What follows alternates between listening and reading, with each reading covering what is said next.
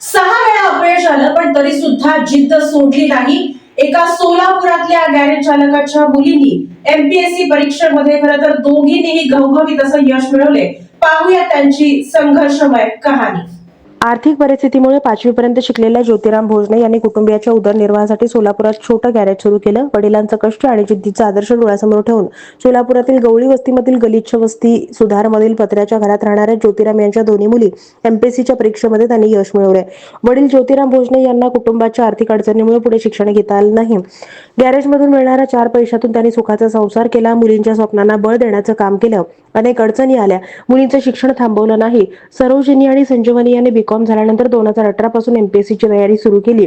Corona काळात परीक्षा होऊ शकल्या नाहीत तरीही त्यांनी अभ्यासाची कास सोडली नाही आणि अखेर तो दिवस उजाडलाय. एमपीएससीचा निकाल जाहीर झाला. या दोघींनीही उत्तीर्ण झाल्याची बातमी त्यांच्या कानावर पडली. एमपीएससीचा अभ्यास करताना अनेक अडचणींचा सामनाही करावा लागला.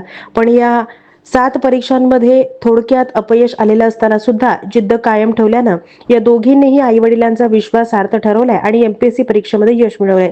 संजीवनीला मंत्रालयात महसूल विभागात लिपिक म्हणून नेमणूक मिळणार आहे, तर सरोजिनीला महसूल सहाय्यक आणि कर सहाय्यक अशा दोन्ही पदांसाठी निवड झाली असून तिची कर सहाय्यक म्हणून काम करण्याची इच्छा आहे.